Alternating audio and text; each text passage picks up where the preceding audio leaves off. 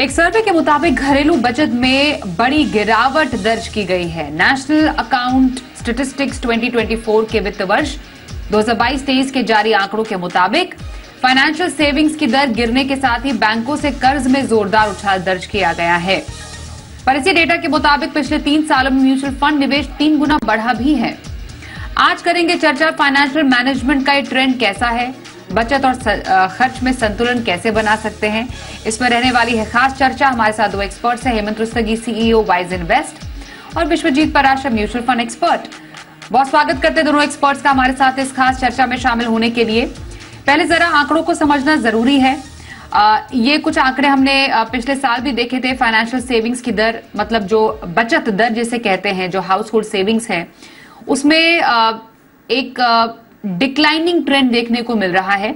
हम यूजुअली भारतीयों को या भारत को सेविंग का देश मानते आ रहे हैं, पर शायद ये ट्रेंड थोड़ा बदल रहा है। और ट्रेंड ये भी कहता है कि बैंकों से लोन की जो दर है या जो एक ट्रैजेक्टरी है वो भी बढ़ रही है। लोग ज्यादा कर्ज ले रहे हैं, फिजिकल एसेट्स में ज्यादा खर्च कर रहे हैं, मतलब घर खरीदना हो लोन पर या गाड़ी खरीदनी हो लोन पर, इस पर ज्यादा अब फोकस किया जा रहा है। हेमंत जी, इस ट्रेंड को कैसे हम समझे अगर हम प्योर आंकड़ों की बात करें तो? ये आई थिंक बहुत ही इंपॉर्टेंट आंकड़े, जैसे आपने कहा कि आई थिंक इसके 2 इंपॉर्टेंट कारण हैं। जैसा अगर हम बात करें कि हमारे देश में जो फाइनेंशियल एसेट्स, जो फाइनेंशियल सेविंग है वो नीचे क्यों जा रही है। देखिए, अगर हम पीछे जाएं 2-3 साल पहले तो शायद हम कह सकते हैं कि जो हमारी नेट फाइनेंशियल सेविंग जो है वो पीक हुई थी करीब 2020-21 में। उसके बाद से हमने देखा है कि वो डिक्लाइनिंग ट्रेंड है, वो नीचे आ रही है। उसके दो मुख्य कारण हैं। एक तो ये कि अगर हम पिछले 2-3 साल का समय जहां पे हमने देखा है कि जो फाइनेंशियल सेविंग नीचे आ रही है, वो ऐसा समय था जब हमने कोविड के जो आफ्टर इफेक्ट्स है उसको हमने फेस किया। तो हुआ क्या, शुरुआत में जब कोविड पीक पे था तो कहीं ना कहीं लोगों की रिक्वायरमेंट और लाइफस्टाइल बदला। लोगों को लगा कि क्योंकि वर्क फ्रॉम होम भी था, तो कहीं ना कहीं लोगों को लगा कि बड़ा घर होना चाहिए। कभी लगा कि घर नहीं है तो एक सिक्योरिटी के लिए अब हमें एक घर चाहिए। और फिर ऑब्वियसली ऐसे भी लोग थे बहुत सारे, चाहे वो सैलरी क्लास में थे, चाहे वो सेल्फ एम्प्लॉयड थे, वो SMEs के लिए काम कर रहे थे, जहां पे उनको फाइनेंशियल हार्डशिप का सामना करना पड़ा। तो ऑब्वियसली जो पैसा, कुछ इनकम का कुछ हिस्सा जो फाइनेंशियल सेविंग में जा रहा था वो मिलना बंद हुआ। जब हमने क्या देखा ट्रेंड कि जब आप ऑब्वियसली घर ले रहे हैं या बड़ा घर ले रहे हैं तो आपके लिए पॉसिबल नहीं है कि आप सारा पैसा अपने जेब से अपनी सेविंग से लगाएं। तो कहीं ना कहीं आप उसके लिए लोन लेते हैं, तो आपकी EMI आती है, इंटरेस्ट जो आप पे करते हैं वो कहीं ना कहीं आपकी जो फाइनेंशियल सेविंग्स है उसको कम करता है, राइट। तो ये जो मूव था, हमने देखा कि जो फाइनेंशियल सेविंग्स थी वहां पे कम हुई और जो पैसा जो है वो फाइनेंशियल एसेट्स के ऊपर गया। और फिर सेफ्टी पॉइंट ऑफ व्यू से काफी लोगों को लगा कि उन्हें अपनी कार खरीदनी चाहिए, व्हीकल खरीदनी चाहिए, तो कहीं ना कहीं वो पैसा वहां पे मूव हुआ। दूसरा इंपैक्ट ऑब्वियसली कारण उसका ये है कि जो एस्पिरेशनल एस्पेक्ट है या जो हमारी लाइफ में हम कहते हैं ना डेमोन्स्ट्रेशन इफेक्ट, जो आ गया है, कहीं ना कहीं हमारी सोच बदली है, राइट। ऐसे लोग भी हैं जिनको लगता है कि हमारी इनकम बढ़ रही है तो बढ़ती रहेगी। ऐसे लोग भी हैं जिनको लगता है कि आज का सोचो, कल का नहीं सोचना है। और जैसा मैंने कहा, बहुत सारे लोग ऐसे भी हैं जिनको फाइनेंशियल हार्डशिप का सामना करना पड़ रहा था। तो आई थिंक ये दोनों का अगर फैक्टर को हम देखें, उसके कारण हमने देखा है कि हमारे देश में जो फाइनेंशियल सेविंग्स का जो कंट्रीब्यूशन है वो डेफिनेटली कम हो रहा है। और जैसा मैंने कहा कि आप लोन लेते हैं, EMI लेते हैं, तो कहीं ना कहीं दोनों एस्पिरेशनल और जो रिक्वायरमेंट थी दोनों के हिसाब से हमने देखा कि जो डेट भी है वो बढ़ रहा है। तो ये इस तरह का इम्पैक्ट है। बट एक इंपॉर्टेंट चीज और कहना चाहूंगा, फाइनेंशियल सेविंग्स के अंदर इन्वेस्ट करने का तरीका बदला। पिछले 3 साल में म्यूचुअल फंड में जो पैसा गया वो 3 गुना बढ़ा, इक्विटी और डिवेंचर्स में 2 गुना बढ़ा। तो कहीं ना कहीं जो पैसा ट्रेडिशनल ऑप्शन में जा रहा था उसका कुछ हिस्सा जो है वो मार्केट लिंक प्रोडक्ट में आना पड़ा। तो ये कुछ बदलाव है हमारे जो आई थिंक हम फाइनेंशियल सेविंग्स से रिलेटेड पिछले कुछ सालों में। एब्सोल्युटली। तो ट्रेंड हमने समझा, पर ये ट्रेंड पिछले 2-3 साल में ही बदला है विश्वजीत जी।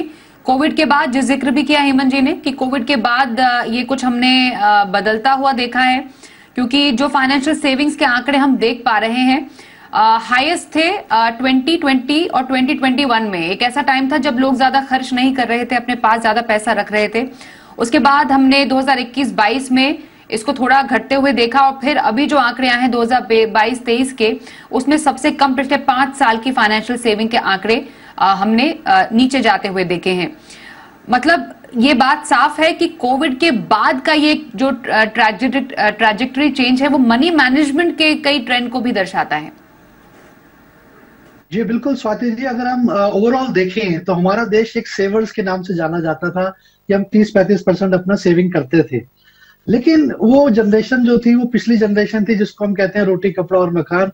जो आज की जनरेशन है, जो हेमंत जी कहते हैं कि वो प्रेजेंट में जीना चाहते हैं, यानी कि जिंदगी ना मिले दोबारा, live life king size type generation है, जो हर चीज को एंजॉय भी करना चाहती है। और कोविड के बाद ये साइकोलॉजी काफी चेंज हुई, जब लोगों ने देखा कि कुछ भी हो सकता है तो लाइफ को प्रेजेंट में जीना चाहिए, बहुत ज्यादा फ्यूचरिस्टिक सोच के नहीं रहना चाहिए। तो लोगों ने कुछ स्पेंड करना शुरू किया, जैसे कि अगर हम कार की सेल्स देखें, अगर आज आप कोई कार लेने जाते हैं तो कम से कम 6 महीने की बुकिंग है। या और लोगों ने घर की इंपॉर्टेंस को भी बहुत रियलाइज किया कि अगर इनकम चली जाती है तो आपको ईएमआई देनी पड़ती है। ये जो बाहर से लोग इंडिया में वापस आना चाहते थे, सेटल होना चाहते हैं, तो सडनली हमने देखा कि लग्जरी हाउसेस की डिमांड बहुत तेजी से बढ़ी है। उसके लिए लोगों ने लोन लिया है। तो इसी की वजह से नेट इनकम, जो नेट हाउस होल्ड इनकम है जो कम हुई है, और सेविंग जो कम हुई है, उसका ये बहुत बड़ा मुख्य कारण है। तो इसलिए मुझे नहीं लगता ये कोई चिंता का विषय है, क्योंकि कहीं ना कहीं लोग स्पेंड कर रहे हैं जिससे कि इकोनॉमी ड्राइव कर रही है। और गवर्नमेंट भी शायद ऐसे ही कुछ चाहती है, क्योंकि अगर आप टैक्स रिजीम्स को देखें तो ओल्ड टैक्स रिजीम जो थी वो सेविंग को इंकरेज करती थी, लेकिन जो न्यू टैक्स रिजीम है तो गवर्नमेंट भी चाहती है कि आप टैक्स तो आपको इतना ही लगेगा, जो पैसा बचता है आप उसको स्पेंड करें।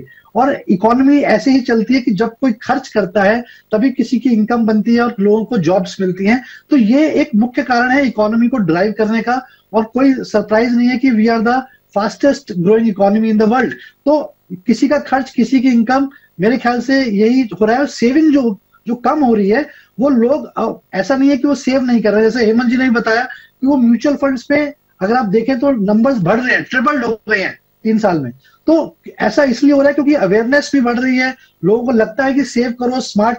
ट्रेडिशनल इन्वेस्टमेंट्स में इतना रिटर्न्स नहीं है, इन्फ्लेशन को बीट नहीं कर पाते हैं, तो सडनली म्यूचुअल फंड और ये एसआईपी जैसी कॉन्सेप्ट्स बहुत ज्यादा पॉपुलर हो गई हैं। और इसकी वजह से ही इन्वेस्टमेंट्स में भी एक बहुत बढ़ोतरी आई है, चाहे वो स्टॉक्स है, चाहे वो म्यूचुअल फंड्स हैं। और रियल एस्टेट हमारे देश का शुरू से एक बहुत प्रिय इन्वेस्टमेंट रहा है, तो काफी हद तक उसमें भी एक बहुत अच्छा ग्रोथ देखने को मिला है। बिल्कुल यही बात हो रही है हेमंत जी, जिसका जिक्र आपने भी किया। पर ये जो बढ़ते कर्ज का ट्रेंड है, ये एक जिक्र जो विश्वजीत जी भी कह रहे हैं कि आज में जियो कल किसने देखा है। अब जो मिलेनियल्स जो खर्चे कर रहे हैं या जो अपना मनी मैनेज कर रहे हैं, या जो अब उसके बाद की जो जनरेशन है जिसकी हम बात करते हैं, जेन जी की बात करते हैं, उनका भी शायद यही एक आपको लगता है कि एक थॉट प्रोसेस है पैसों को लेकर कि अभी अपने सारे पैशंस को पूरे कर लो, सभी शौक को पूरे कर लो, जिसके लिए शायद लोग गाड़ी जैसी जो एक एसेट है वो जल्दी खरीदना चाहते हैं, अपने मनपसंद घर में रहना चाहते हैं। कर्ज लेने से कोई किसी को किसी तरीके की हिचक नहीं है। जो डेट मैनेजमेंट है वो शायद थोड़ा सा लोगों पर हो सकता है कि आगे जाकर हावी हो जाए। ये जो ट्रेंड है कर्ज लेने का ट्रेंड, आपको लगता है आगे आने वाले टाइम में थोड़ा एक चिंता का विषय है या फिर ज्यादा परेशानी की बात नहीं है?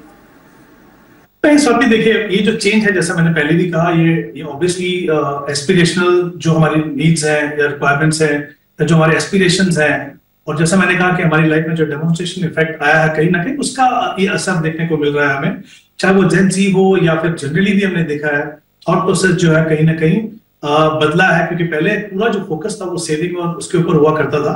कहीं ना कहीं लोगों को लगा कि जो हम इतनी मेहनत कर रहे हैं, इतना पैसा कमा रहे हैं, और जिस तरीके के उन्होंने सिचुएशन कोविड में देखी, उनको लगा कि लाइफ में कभी भी कुछ हो सकता है, इतनी अनसर्टेनिटीज हैं, तो क्यों ना हम लाइफ में जो मेहनत करके पैसा कमा रहे हैं उसको एंजॉय करें।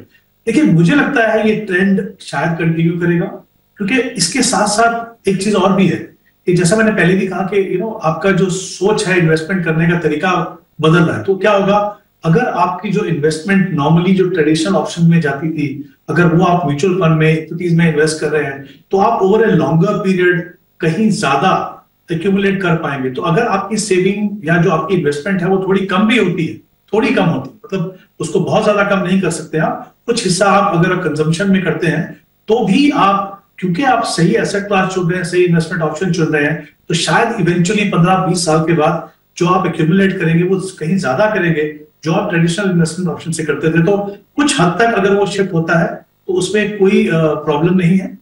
मेरा यह मानना है कि ये जो रिक्वायरमेंट्स है, हमारी एस्पिरेशन जो है, उनको हम इग्नोर नहीं कर सकते, लेकिन साथ ही ये बहुत ही इंपॉर्टेंट है कि हम अपने फ्यूचर के ऊपर भी ध्यान दें। तो जैसे एक तो मैंने कहा कि आप अगर सही एसेट एलोकेशन करते हैं, सही ऑप्शन चुनते हैं, तो आप कहीं ज्यादा अक्यूमुलेट कर सकते हैं। थोड़ा डिसिप्लिन लेके आइए। जैसे हम देख रहे हैं कि बड़ा अच्छा ट्रेंड निकला है। एक तो हम देख रहे हैं कि हमारी एसआईपी बुक 20,000 करोड़ की हो गई है। फिर आप जिन इन्वेस्टर से बात कीजिए, ज्यादातर इन्वेस्टर जो है वो बात करते हैं स्टेप अप एसआईपी या टॉप अप एसआईपी, जिसको हम बोलते हैं कि हर साल हम बढ़ाएंगे। तो कहीं ना कहीं मुझे लगता है कि अच्छी चीजें भी लोग सीख रहे हैं। साथ ही फर्क सिर्फ इतना है कि वो थोड़ा एंजॉय करना चाहते हैं। पर आई थिंक 2-3 चीजें देखने की जरूरत है यहाँ पे स्वाति। देखिए, अगर हम अपने डेट की बात करें, ओवरऑल हाउस होल्ड डेट है, उसका 1/3 जो है वो हाउसिंग है, 2/3 जो है वो नॉन हाउसिंग है, राइट। तो कहीं ना कहीं ऑब्वियसली ये बढ़ रहा है, तो सोचने की जरूरत है उसके ऊपर। पर जैसा मैंने कहा, अगर हम उसको बैलेंस करके चले तो मुझे लगता नहीं कोई प्रॉब्लम है। बट अभी भी इसको भी अगर हम अपने जो एडवांस कंट्रीज हैं और डेवलप कंट्रीज हैं, या फिर और जो ब्रिक्स में जो कुछ और कंट्रीज हैं, वहां पे देखें तो वहां से लेवल अभी भी कम है। ऑफकोर्स जब हम पीछे मुड़ के देखते हैं जिस तरीके की हमारी सेविंग हैबिट्स थी, कहीं ना कहीं हमें लगता है कि शिफ्ट हो रहा है, बट अभी भी बहुत ज्यादा ऐसा नहीं है कि हमें चिंता करने की जरूरत है। सेविंग्स को जब आप देखें ना, तो मुझे लगता है फिजिकल और फाइनेंशियल दोनों को मिला के देखना चाहिए। तो बहुत ज्यादा फर्क नहीं है मुझे लगता है, बट अगर दोनों में बैलेंस रख के चल सके और सही चुनाव कर सके इन्वेस्टमेंट ऑप्शन का, तो फिर बहुत ज्यादा इंपैक्ट आपके फाइनेंशियल फ्यूचर पे नहीं आएगा। बिल्कुल, म्यूचुअल फंड में बढ़ते ट्रेंड की बात की, बढ़ता जो निवेश है, क्योंकि यही जो आंकड़े हैं वो ये भी बताते हैं कि पिछले 3 सालों में दुगना हुआ है म्यूचुअल फंड निवेश। पर कितना सस्टेनेबल है विश्वजीत जी ये? क्योंकि अगर एसआईपी के आंकड़े बढ़ रहे हैं, एसआईपी बुक बढ़ रही है, तो काफी एसआईपी रिडीम भी होती हैं। ये जो सस्टेनेबल फैक्टर है, लॉन्ग टर्म वेल्थ क्रिएशन का जो एक ट्रेंड है, इसको भी डिस्कस करना बेहद जरूरी है, क्योंकि ये डेफिनेटली आगे आने वाले 10, 15, 20 सालों की एक नींव तैयार करता है। हम जो अब तक देखते आ रहे थे वो ये था कि म्यूचुअल फंड में निवेश एक उभरता ट्रेंड था। ट्रेडिशनल ऑप्शंस को ज्यादा लोग पसंद करते थे, पीपीएफ हो गया या बाकी जो प्रोडक्ट्स है वहां पर ज्यादा पैसे डाले जाते थे, क्योंकि उसमें लॉक इन होता था, आपको कंपलसरी उन ऑप्शंस में रहना ही पड़ता था 15 साल के लिए। अब म्यूचुअल फंड इतना आसान, easy to come easy to go है कि लोग पैसे डाल लेते हैं, लगता है कि चल रहा है, नहीं चल रहा है तो पैसे निकाल भी लेते हैं, क्योंकि ये ट्रेंड हमने देखा है। कितना सस्टेनेबल है ये? बिल्कुल स्वाति जी, मुझे ऐसा लगता है कि काफी मेच्योरिटी आई है निवेशकों के दिमाग में। अब जब पहले मार्केट गिरती थी तो लोग पैसा निकालते थे, अब लोग कहते हैं कि एक अपॉर्चुनिटी है निवेश करने की। तो ये काफी मेच्योरिटी है, इवॉल्व हुआ है निवेशक, और एक बुल रन चल रहा है। जब बुल रन चल रहा है तो निवेशकों को लगता है कि इससे अच्छे रिटर्न्स कहीं और नहीं बन सकते हैं। ये रिटर्न्स देखने को मिले हैं लास्ट 2 साल में। अगर आप देखें जिस तरीके से स्मॉल कैप में पैसा आया है या मल्टी कैप में जिस तरीके से पैसा आया है, तो हर निवेशक चाहता है कि वो इन्फ्लेशन को बीट करे, स्मार्ट इन्वेस्टमेंट प्रोडक्ट्स में निवेश करे। तो मुझे ऐसा लगता है क्योंकि हमारे देश की इकोनॉमी बहुत स्ट्रांग फैक्टर्स पे है, जो जितने भी पिलर्स हैं वो बहुत स्ट्रांग है, चाहे वो डेमोग्राफिक एडवांटेज है, हम यंगेस्ट पॉपुलेशन है, हमारा डेमोक्रेसी चल रहा है, जो बाकी आस पड़ोस के देशों में देखें तो शायद वहां पे ऐसा नहीं है, और डिजिटाइजेशन जो बहुत तेजी से चल रहा है। तो बहुत सारे ऐसे कारण हैं जिससे ऐसा लगता है कि ये सस्टेनेबल रैली है, और ऐसा ही निवेशकों को भी लगता है। पॉजिटिव सेंटिमेंट्स है अक्रॉस द कंट्री कि मार्केट बहुत सस्टेनेबल है, क्योंकि कंपनीज परफॉर्म कर रही हैं, कंपनीज का जो अर्निंग्स है वो बहुत अच्छे हैं। अगर अर्निंग्स आ रही है तो ऑटोमेटिकली इक्विटी मार्केट पे उसका इम्पैक्ट पड़ता है। तो जिस तरीके से जीडीपी ग्रो कर रहा है, इकोनॉमी ग्रो कर रही है, तो ये काफी हद तक ऐसा लगता है कि आने वाले 8-10 साल, और ऐसे बहुत सारे एक्सपर्ट्स कहते हैं कि ये दशक जो है भारत का है, इंडिया का है। तो मुझे ऐसा लगता है ये रैली सस्टेनेबल है लॉन्ग टर्म में, और पैसा बढ़ रहा है। ये तो सिर्फ एक ट्रेलर है, पिक्चर अभी आनी बाकी है, क्योंकि हर साल आप देखें एसआईपी की बुक बढ़ रही है, जैसा अभी हेमंत जी ने भी बताया। तो ये मुझे नहीं लगता ये रुकने वाली चीज है कोई, और बहुत सारी अवेयरनेस जो आपके चैनल के माध्यम से और बहुत सारे लोग जो देख रहे हैं रिटर्न्स और फोमो फैक्टर है, इसकी वजह से लोग एंटर कर रहे हैं मार्केट में। तो मुझे ऐसा लगता है टेक्नोलॉजी की जो कन्वीनियंस मिल रही है, एक छोटे से एप्लीकेशन से आप इन्वेस्ट कर पाते हैं, ऑफिस में बैठे बैठे आप बड़े आराम से म्यूचुअल फंडशिप स्टार्ट कर लेते हैं। तो ये सारे फैक्टर्स अगर हम देखें तो ये मुझे ऐसा लगता है ये बहुत सस्टेनेबल है। जो बात आप कर रहे थे कि 2 साल में एसआईपी लोग क्लोज कर देते हैं, वो थोड़ा सा अभी रिसेंसी बायस की वजह से अभी थोड़ी सी अवेयरनेस और आनी बाकी है, जहां पर लोगों को लगेगा कि एसआईपी कंटिन्यू करनी चाहिए, चाहे मार्केट ऊपर हो चाहे गिरावट हो, तभी रुपी कॉस्ट एवरेजिंग या पावर ऑफ कंपाउंडिंग का लाभ मिलेगा। तो मेरे को लगता है कि आने वाला ट्रेंड काफी पॉजिटिव है, चाहे वो म्यूचुअल फंड्स है चाहे वो स्टॉक मार्केट है, और निवेशक समझ चुके हैं कि अगर करेक्शन आती भी है तो वो एक अपॉर्चुनिटी है निवेश करने की, ना कि पैसा निकालने की। बिल्कुल, एक ब्रेक के लिए भी रुकेंगे, आगे भी इस चर्चा को जारी रखेंगे, आप बने रहिए हमारे साथ। चल रही हेमंत रुस्तगी विश्वजीत पराशर से जानने की जरूरत है कि आखिरकार घटती बचत में और जो कर्ज बढ़ता जा रहा है, जैसा इन ताजा आंकड़ों से समझ में आ रहा है, ये कैसा ट्रेंड हम देख पा रहे हैं। अब क्योंकि हम अगर बढ़ते कर्ज की बात करें हेमंत जी, डेफिनेटली एक शिफ्ट आया है, एक पैराडाइम शिफ्ट आया है लोगों के मनी मैनेजमेंट में। वो सेव उतना नहीं करना चाह रहे, लेकिन घर गाड़ी इस पर खर्च जरूर करना चाह रहे हैं। उसके लिए आपको कर्ज की जरूरत पड़ेगी ही, और पिछले कुछ सालों में हमने देखा है कि बैंक जो है काफी ज्यादा मात्रा में कर्ज दे रहे हैं, एनबीएफसी से लोग काफी ज्यादा कर्ज ले रहे हैं। उसके कई कारण हैं, कर्ज मिलना आसान हो गया है, चुटकियों में कर्ज मिल जाता है, पूरी प्रोसेसिंग जो प्रक्रिया है वो आसान हो गई है, हर बात के लिए अब आपको कर्ज मिलता है, क्रेडिट कार्ड्स आ गए हैं। पर इस लोन मैनेजमेंट को संभालना भी बेहद जरूरी है। हेमंत जी जरा ये बताइए, क्योंकि पूरी फाइनेंशियल प्लानिंग में हम इन्वेस्टमेंट की तो बात करते हैं, पर लोन मैनेजमेंट कितना जरूरी है? अगर आपने कर्ज ले लिया तो उसको संभालना कितना जरूरी है, कैसे संभाले इसे? इस बात में बिल्कुल एग्री करता हूँ। जैसे आपने बिल्कुल सही कहा, अभी जब से हमने देखा है कि डिजिटल लेंडिंग का जो प्रचलन हुआ है, तो लोगों को लोन लेना बहुत आसान हो गया है। तो कहीं ना कहीं आई थिंक जो हम बात कर रहे हैं कि हाउस होल्ड डेट जो बढ़ रहा है, वो भी एक इंपॉर्टेंट फैक्टर है। पर जैसे मैंने पहले भी कहा कि हम हमारी जो एस्पिरेशंस हैं उसको इग्नोर नहीं कर सकते, but at the same time हमारा जो फाइनेंशियल फ्यूचर है, हमारी जो बड़े बड़े इन्वेस्टमेंट गोल्स हैं, वो घर खरीदना हो सकता है, हमारे बच्चों की एजुकेशन हो सकती है, हमारे रिटायरमेंट का जो कॉर्पस बनाते हैं वो हो सकता है, उनको भी हम इग्नोर नहीं कर सकते। तो कहीं ना कहीं ये जो लोन मैनेजमेंट की आपने कहा, जो कहीं ना कहीं दोनों के जो बैलेंस है वो करके चलना बहुत ही इंपॉर्टेंट है। तो उसके लिए अगर हम थोड़ा सा डिसिप्लिन करके चले, जैसा मैंने कहा दोनों ही करना बहुत जरूरी है, तो उसके लिए डिसिप्लिन ऐसा हुआ कि अगर आप एक मान लीजिए एक इन्वेस्टमेंट प्लान या एक सेविंग प्लान बनाते हैं, तो उसमें क्या होगा, आप अपनी रिक्वायरमेंट्स को देखेंगे। जैसा हम हमेशा कहते हैं, जो गोल बेस्ड इन्वेस्टमेंट प्रोसेस आप फॉलो करते हैं, उसका सबसे बड़ा फायदा ये है कि जब अपने गोल्स को आप डिफाइन करते हैं, आप देखते हैं कि कितना पैसा आपको इन्वेस्ट करने की जरूरत है। जब आपने वो असर्टेन कर दिया कितना पैसा इन्वेस्ट करने की जरूरत है, तो फिर आप जाके पीछे देखते हैं कि इसमें से कितना पैसा हम इन्वेस्ट कर सकते हैं। अगर आपको लगता है कुछ गैप है कि मान लीजिए मुझे 25,000 रुपए इन्वेस्ट करना है और मेरे पास सिर्फ 20,000 रुपए है, तो फिर हम कोशिश करते हैं कि बजटिंग बनाएं, देखें कि कौन से ऐसे एक्सपेंसेस हैं, कौन सी ऐसी चीज हम जो कर रहे हैं तो जो हमारे फाइनेंशियल फ्यूचर के रास्ते में आ रही है, तो हम कोशिश करते हैं कि उसको हम कम करें। तो जैसा मैंने कहा कि उससे क्या होता है, जब बजटिंग करेंगे तो आप कुछ जो नॉन एसेंशियल एक्सपेंडिचर है उसको आप कम करेंगे, कहीं ना कहीं आपको वो रियलाइजेशन आएगी। अगर बिना बजटिंग के आप करेंगे तो आपको ये बहुत मुश्किल होता है, और कहीं ना कहीं वो इम्बैलेंस आता है कि कितना आपने लोन लिया, कितना आपने इन्वेस्ट किया।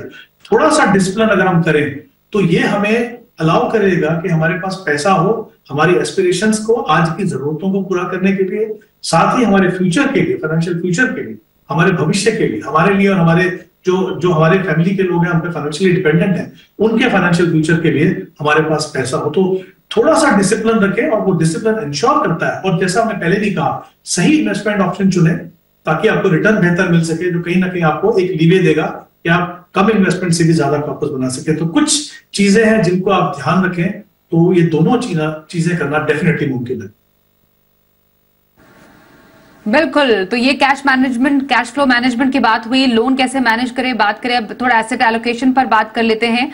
क्योंकि एंड ऑफ द डे आप अपना जो पैसा बचा रहे हैं उसको जब तक निवेश नहीं करेंगे तब तक आप आने वाले खर्चों को पूरा नहीं कर सकते, क्योंकि मेन जो फोकस होता है पैसे से पैसे बनाने का होता है।